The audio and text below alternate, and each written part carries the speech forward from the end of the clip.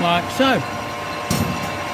So now we slow things down and we come in with a tailstock die holder and a bit of lube. All put in gear, Ralfy.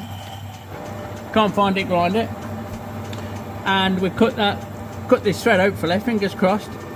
Scream if you want to go faster. We'll take that down to that mark that I made, which is about there. And we'll back it out.